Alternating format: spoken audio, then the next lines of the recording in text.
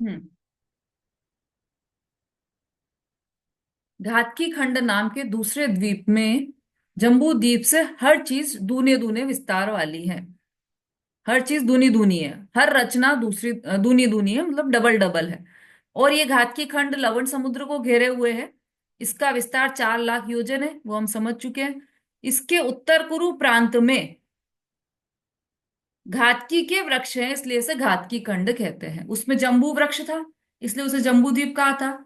इसको घातकी खंड इसलिए कहते हैं क्योंकि इसमें घातकी नाम का वृक्ष है।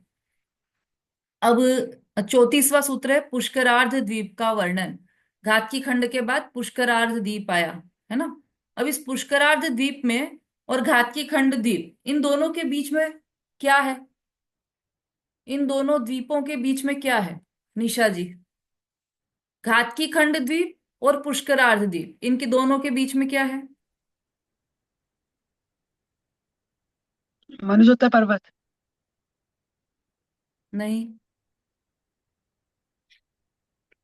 नहीं, घाट की खंड और पुष्कर द्वीप के बीच में। इन दोनों के मध्य में पूछा है। जम्बू द्वीप। चलिए आरती जी बोलिए। कालो दधी समुद्र में। हाँ, कालो नदी समुद्र है इन दोनों के बीच में, बिल्कुल ठीक बोला आपने। तो अब ये घातकी खंड हुआ दूने विस्तार वाला, उसके बाद कालो नदी समुद्र उससे दूने विस्तार वाला। तो अब ये पुष्करार्ध द्वीप है। पुष्करार्ध द्वीप पुष्करार्धे च, पुष्करार्ध द्वीप में भी सब रचना जम्बू द्वीप की रचना से दूनी दूनी है। ठीक है।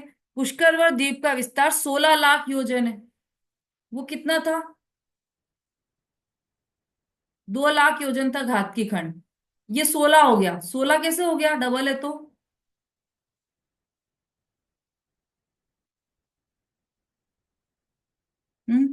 देखो, जम्बू द्वीप 1 लाख का, फिर उसके बाद घातकी खंड 2 लाख का। नहीं। अच्छा, जम्बू द्वीप के बाद क्या आएगा? लवण समुद्र 2 लाख का। फिर घातकी खंड द्वीप कितने का? 4 लाख का। फिर उसके बाद कालो दधी समुद्र कितने लाख का? 8 लाख का। और उसके बाद पुष्करवर द्वीप कितने का हुआ? 16 लाख का। तो इसका मतलब घातकी खंड कितने का हुआ? 4 लाख का। और पुष्करवर द्वीप हुआ 16 लाख का योजन का। लेकिन जो रचनाएं हैं वो भी इसमें दूनी दूनी है, जम्बू द्वीप से दूनी दूनी है। पुष्करवर द्वीप में भी पुष्करार्ध द्वीपे च, तो पुष्करार्ध आधा बोल दे ना, पुष्कर जो आधा है उसमें जम्बू द्वीप से डबल डबल रचना है। तो इसमें भी सब डबल डबल रचना हो गई। किसकी किसकी? क्षेत्र की, कुलाचल की, मेरू की और नदी की, इन सब की डबल डबल रचना है। पुष्करवर द्वीप का विस्तार 16 लाख योजन है। उसके बीच में चूड़ी के आकार मानुषोत्तर पर्वत पड़ा हुआ है। जो पुष्करार्ध द्वीप है, पुष्करवर द्वीप है, उसके बीच में मानुषोत्तर पर्वत है, इसलिए उसको पुष्करार्ध बोलते हैं। पुष्करार्ध क्यों बोलते हैं? पुष्कर का आधा, तो मानुषोत्तर पर्वत का आधा भाग, तो उसके दो टुकड़े हो गए मानुषोत्तर पर्वत के कारण। पूर्वार्ध में सारी रचना घातकी खंड के समान है और जम्बू द्वीप से दूनी है। मतलब उसके जो पूर्व का जो भाग है वो पूरी जम्बू द्वीप के जैसा है और उसमें डबल डबल रचना है, दूना। इस द्वीप के उत्तर पूर्व प्रांत में एक पुष्कर है। इस पुष्कर द्वीप क्यों नाम पड़ा इसका? क्योंकि इसके उत्तर पूर्व प्रांत में एक पुष्कर है, कमल है, इसलिए उसे पुष्करवर द्वीप कहते हैं, इसलिए इसका नाम पुष्करवर द्वीप कहा है। ठीक है, 35वां सूत्र पर आ जाइए। मनुष्य क्षेत्र। प्राग मानुष्योत्तरा मनुष्य, मानुष्योत्तर पर्वत तक अर्थात 2.5 द्वीप में ही मनुष्य होते हैं। मानुष्योत्तर पर्वत से परे रिद्धिधारी मुनि या विद्याधर भी नहीं जा सकते। प्राग मानुष्योत्तरा मनुष्य, मतलब मनुष्य मानुष्योत्तर पर्वत से आगे और कोई मनुष्य जा नहीं सकते, चाहे मुनिराज हो चाहे विद्याधर हो, कोई भी नहीं जा सकते। अब इसकी टीका देखिए। जम्बूद्वीप, लवण समुद्र, घातकी खंड, कालोदधी और पुष्करार्ध, इतना क्षेत्र 2.5 द्वीप है। इसका विस्तार 45 लाख योजन है। है ना। ये अपन ने सब समझ लिया था पूरा मैप में देखकर कि ये 45 लाख योजन कैसे हुआ। केवल समुद्रघात और मारणांतिक समुद्रघात के प्रसंग के अतिरिक्त मनुष्य के आत्म प्रदेश 2.5 द्वीप के बाहर नहीं जा सकते। इस 2.5 द्वीप से बाहर कभी भी मनुष्य कोई नहीं जा सकता, चाहे वो मुनिराज हो चाहे विद्याधर हो, कोई भी नहीं जाएगा मानुषोत्तर पर्वत के आगे। अब ये कोई एक दो परिस्थिति ऐसी होती है जब मनुष्य जा सकता है, मनुष्य के प्रदेश क्षेत्र जा सकते हैं। कैसे? एक तो केवली समुद्रघात के समय, जब हमने समुद्रघात पढ़ा था ना, कहाँ पर पढ़ा था, जैन सिद्धांत प्रवेशिका में तो पढ़ा ही था, शायद तत्वार सूत्र में भी आया था। तो मारणांतिक एक तो केवली समुद्रघात होता है, उसमें जो 3 लोक बना हुआ ना, 3 लोक का जो नक्शा है, उसमें पूरे लोक में उस आत्मा के प्रदेश फैल जाते हैं सब केवली समुद्रघात के समय। तो उसमें क्या हुआ कि 2.5 द्वीप से बाहर निकल गए। वो तो लोग उसमें सब दूर चले गए, उर्दू लोक, अध्योलोक, अधोलोक, और 2.5 द्वीप के बाहर के जितने द्वीप समुद्र सब में चले गए वो सारे प्रदेश।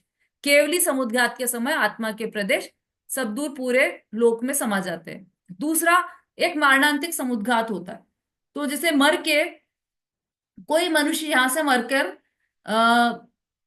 उसमें जाने वाला हो आगे, स्वयंभू रमण समुद्र में समझ लो उसका जन्म होने वाला, तो यहां से मरा, तो उसके आत्मा के प्रदेश जब मारणांतिक समुद्रघात होता है ना, वेदना समुद्रघात, मारणांतिक समुद्रघात, तो उस समय जीव तो आत्मा के मूल प्रदेशों से, आत्मा के प्रदेश, शरीर, आत्मा के जो मूल प्रदेश है वो शरीर में ही रहते हैं, लेकिन कुछ प्रदेश खींचकर वहां तक जाते हैं जहां पर उसका जन्म होने वाला।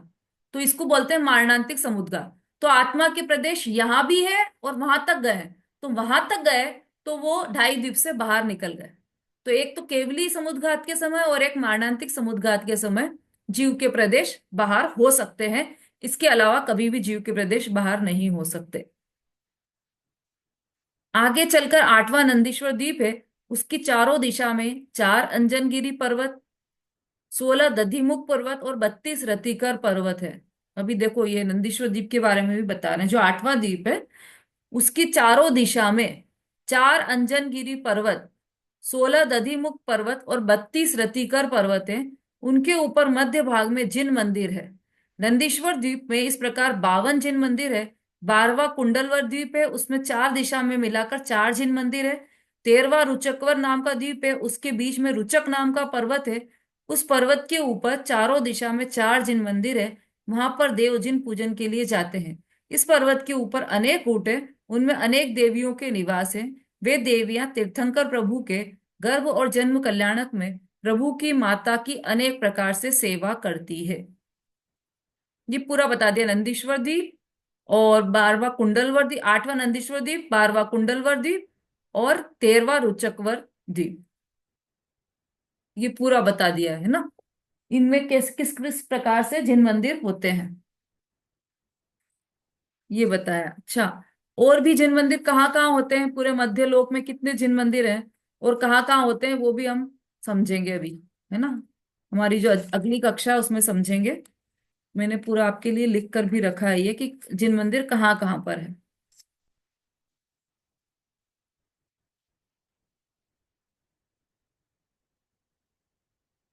हाँ, नंदीश्वर में कितने 52 जिन मंदिर है। कुंडलवर में 4 हैं और रुचिकवर में भी 4 हैं। इस तरह से कुल 60 तो ये हो गए। और 398, 2.5 द्वीप में 398 मंदिर हैं। इस तरह 398 और 60 मिलाकर 458 जिन मंदिर इस मध्य लोक में है। ठीक है, कैसे अपन नक्शा समझेंगे ना कल, तो उसमें पूरा हम जिन मंदिरों के दर्शन भी करते चले जाएंगे, कहाँ कहाँ पर जिन मंदिर है। ठीक है, अभी इसमें से और देख लेते हैं हम। हाँ, जो ये 3 सूत्र हैं उसका डॉक्टर साहब ने जो वर्णन किया है वो हम पढ़ रहे हैं तत्वार्थ मणि प्रदीप में से। अपने सिरे से लवणोदधि और कालोदधि नामक समुद्रों को स्पर्श करने वाले और दक्षिण से उत्तर तक लंबे ईश्वाकार नामक 2 पर्वतों से विभक्त होकर घातकी खंड द्वीप के 2 भाग हो जाते हैं, पूर्व घातकी खंड और पश्चिम घातकी खंड। मतलब जो घातकी खंड द्वीप है उसके सिरे से, मतलब पूरा शुरू से लेकर अंत तक, मतलब उधर से लवणोदधी समुद्र को स्पर्श करता है और इधर से कालोदधी समुद्र के बीच में जम्बू द्वीप है ना।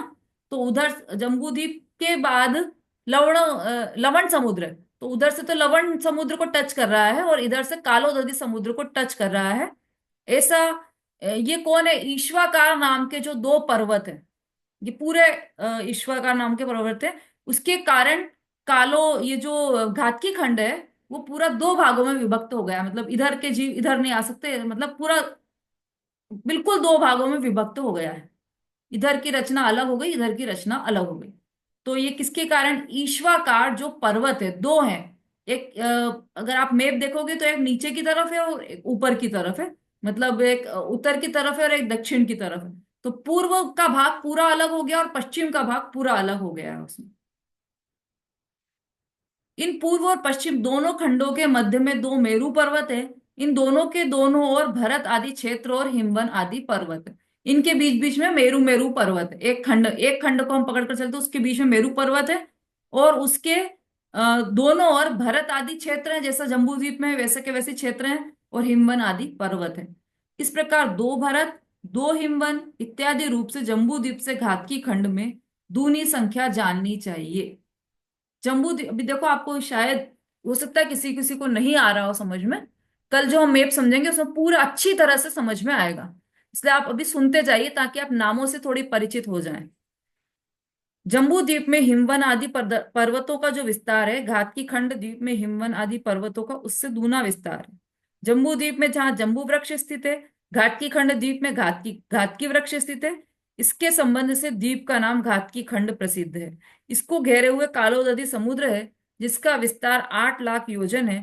कालोदधी को घेरे हुए पुष्कर द्वीप है, जिसका विस्तार 16 लाख योजन है। जिस प्रकार घातकी खंड द्वीप में हिमवन आदि का विस्तार कहा है, उसी प्रकार पुष्कर आर्द्र में हिमवन आदि का विस्तार दूना बतलाया है। नाम वे ही है। दो ईश्वाकार और दो मेरु पर्वत पहले के समान जानना। यहाँ पर जम्बू द्वीप में जम्बू वृक्ष है, वहां पुष्करवर द्वीप में पुष्कर वृक्ष है, इसलिए इस द्वीप का नाम पुष्कर द्वीप यह नाम रूढ़ हुआ। हाँ, किसी के पास है क्या तत्वार्थ मणि प्रदीप? डॉक्टर साहब वाली? हाँ ललिता जी, आपके पास हाँ है है तो मेरे निकल। पास। हाँ तो 169 का पेज निकालिए, 169। हाँ निकाला, मैं पढ़ रही हूँ, आप पढ़ रहे हो वो देख रही हूँ इसमें। पढ़िए, आप पढ़िए, आगे का पढ़िए, ढाई द्वीप से। कौन सा? ढाई द्वीप और इनके मध्य में आने वाले दो समुद्र, यह मध्य लोक हैं। मनुष्य। मनुष्य इसी मनुष्य इसी क्षेत्र में पाए जाते हैं। मनुष्योत्तर पर्वत मनुष्य लोक की सीमा पर स्थित होने से इसका मनुष्योत्तर पर्वत नाम सार्थक है। मनुष्य इसी क्षेत्र में रहते हैं, उनका बाहर जाना संभव नहीं। इसका यह अभिप्राय है कि गर्भ में आने के बाद मरण पर्यंत उदारिक शरीर या आहारक शरीर के साथ वे इस क्षेत्र से बाहर नहीं जा सकते। समुच्चन मनुष्य तो आर्य खंड की महिलाओं के उदारिक शरीर के आश्रय से होते हैं, इसलिए उनका मनुष्य लोक के बाहर जाना संभव नहीं है। इस पर इसका अर्थ यह नहीं कि किसी भी अवस्था में मनुष्य जीव इस क्षेत्र के बाहर नहीं पाए जाते हैं। ऐसी 3 अवस्थाएं हैं जिनके होने पर मनुष्य जीव इस क्षेत्र के भी बाहर पाए जाते हैं। पहले, जो मनुष्य मरकर ढाई द्वीप के बाहर उत्पन्न होने वाले हैं, वे यदि मरण के समय मरणांतिक समुद्घात करते हैं तो इसके द्वारा उनके आत्म प्रदेशों का ढाई द्वीप के बाहर गमन देखा जाता है। दूसरा, ढाई द्वीप के बाहर निवास करने वाले जो जीव मरकर मनुष्यों में उत्पन्न होते हैं, उनके मनुष्य आयु और मनुष्य गति नाम कर्म का उदय होने पर भी ढाई द्वीप में प्रवेश करने के पूर्व तक उसका इस क्षेत्र के बाहर अस्तित्व देखा जाता है। और तीसरा कारण, केवली समुद्घात के समय उनके आत्म प्रदेशों का मनुष्य लोक के बाहर अवस्थित देखा जाता है। इन तीन अपवादों को छोड़कर और किसी अवस्था में मनुष्यों का मध्यलोक के बाहर अवस्थित नहीं देखा जाता। और आगे का पढ़ो। ढाई द्वीप में 5 मेरु पर्वत हैं, जिनके नाम सुदर्शन मेरु, विजय मेरु, अचल मेरु, मंदर मेरु, विद्युतमाली मेरु हैं। जम्बू द्वीप के विदेश क्षेत्र में सुदर्शन नामक मेरु हैं। इस सुमेरु पर्वत भी कहते हैं। पूर्व धात्विक खंड के विदेश क्षेत्र में विजय नामक मेरु हैं। पश्चिम धात्विक खंड के विदेश क्षेत्र में अचल नामक मेरु हैं। पूर्व पुष्करार्ध के विदेश क्षेत्र में मंदर नामक मेरु हैं। पश्चिम पुष्करार्ध के विदेश क्षेत्र में विंध्युमाली नामक मेरु हैं। इन सब की वास्तविक स्थिति जो निम्नांकित ढाई द्वीप में मानचित्र से भली भांति समझा जा सकता है। ठीक है। तो इससे थोड़ा थोड़ा स्थिति स्पष्ट हुई होगी, लेकिन फिर भी यदि नहीं हुई है तो कल की क्लास में, एक तो 1 घंटे का समय चाहिए अपने को पूरा, इसलिए आप लोग बिल्कुल समय से आ जाइएगा कल क्लास में, और कॉपी पेन लेकर अवश्य बैठिएगा। बड़ा पेन जो पेज है आपका साइज वो बड़ा लेकर बैठिएगा, क्योंकि हम असंख्यात द्वीप समुद्रों की रचना भी करने वाले हैं ना, तो बड़ा साइज भी चाहिएगा। तो 2-3 पेज लेकर बैठिएगा आप लोग, उसमें हम ये रचना पूरी समझेंगे। ठीक है, अभी तक आप इनसे नामों से तो परिचित हो ही गए होंगे, थोड़ी थोड़ी सी रचना भी आपके ख्याल में आई होगी, कल पूरी स्पष्ट हो जाएगी।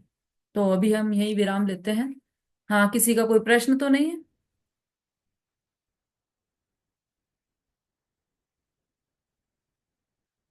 चलिए, जिनवाणी स्तुति कोई लेना चाहे तो हैंड रेस कर सकते हैं।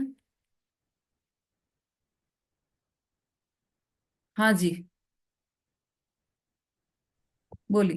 दीदी, मानसोत्तर पर्वत के बारे में पूछ रही थी मैं हाँ कि बोलिए। वो जैसे एक गोलाकार जो है पुष्करवर द्वीप जो गोलाकार है, उसमें आधे में इधर मानसोत्तर पर्वत हो गया, आधे में रचना हो गई, ऐसा है क्या? हाँ, अब ये गोलाकार जो हमने बनाया है ना, वो तो हम तो छोटा ही बना पाते हैं, वो तो बहुत विस्तार को प्राप्त है, 16 लाख योजन है ना, बहुत विस्तार है। जी। तो आधे मतलब 8 लाख योजन के बाद मानुषोत्तर पर्वत आ जाता है, और पूरी दूर है, पूरे पुष्करवर द्वीप में पूरी दूर है वो मानुषोत्तर पर्वत। तो इधर अच्छा, वाली जो पूरा गोलाकार में है दीदी? हाँ पूरा, पर्वत गोलाकार में है? क्योंकि अच्छा। पूरी दूर है ना, इसलिए पूरे गोलाकार में है वो पर्वत। कोई भी हाँ, जगह। लेकिन पढ़ने में हम लोगों ने अभी पढ़ा ना कि हाँ उसके पूर्वार्ध में मतलब दूना जम्बूद्वीप से दूनी दूनी मतलब वो रचना है, हाँ। ऐसा अभी जो हम लोग पढ़ रहे थे ना, इसके पहले भी मैं पढ़ चुकी हूँ, तो ये कंफ्यूजन था कि पूरे में है या फिर आधे में मानसोत्तर पर्वत, आधे में रचना। अब देखो, आधे में पर पूरे में दोनों आएंगे इसमें शब्द। जैसे ये हमारा, ये समझ लो आप, ये समझ लो हमारा वो है पुष्करवर द्वीप। ठीक है, अब इसके बीच में जी। यहां से लेकर यहां तक मानुषोत्तर पर्वत पूरे में। अब ये आधे में है कि पूरे में, क्या बोलोगे आप इसको? आधे में बोलेंगे। क्यों, पूरे में ही है ना, यहाँ से यहाँ पर आधे में थोड़ी है, पूरे में है ना, यहां से लेकर यहां तक पूरे तो पुष्करवर द्वीप आधा में। आधा पार्ट उधर हो गया, आधा इधर हाँ, हो गया। ऐसे ही समझना कि आधा आधा मतलब ऐसा, पर पूरी दूर है, पूरे पुष्करवर द्वीप में है, लेकिन बीच में से, बीच में एक पहाड़ अच्छा, है। गोलाई में भी पूरे में है? पूरे में है। आप पूरे यदि पूरे में है।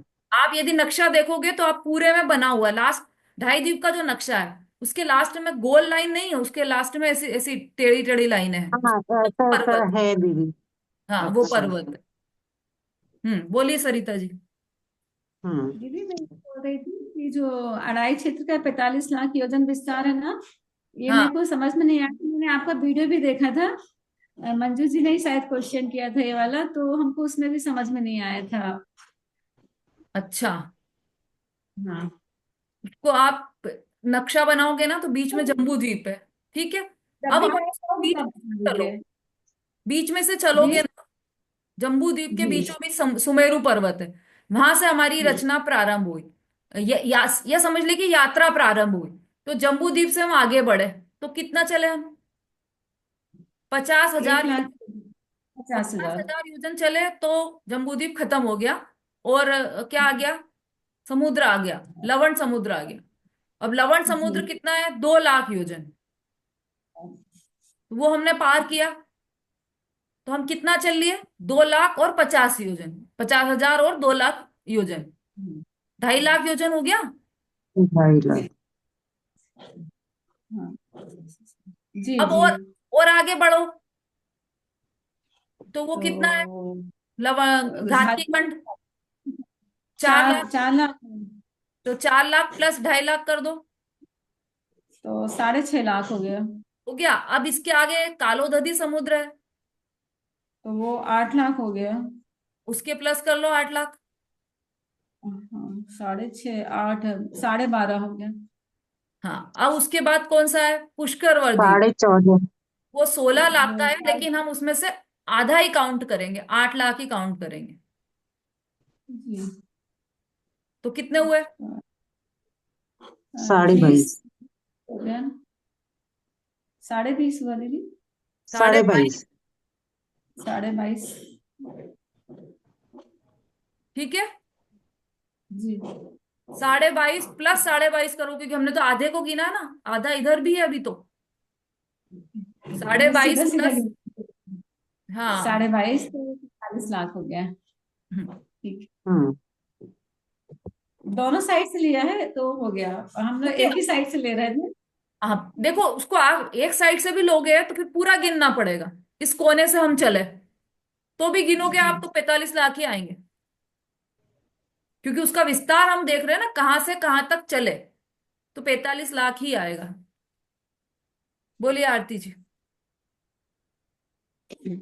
दीदी, जैसे ये अपन ने अभी ये पढ़ा पुष्कर द्वीप को, जो मानुषोत्तर पर्वत है जो आधा करता है, तो मतलब जो अपने द्वीप समुद्रों की रचना इधर है, और मानुषोत्तर पर्वत के बाद भी वही द्वीप समुद्रों की रचना है, तो इसलिए कि वो फिर डबल हो जाएंगे उससे।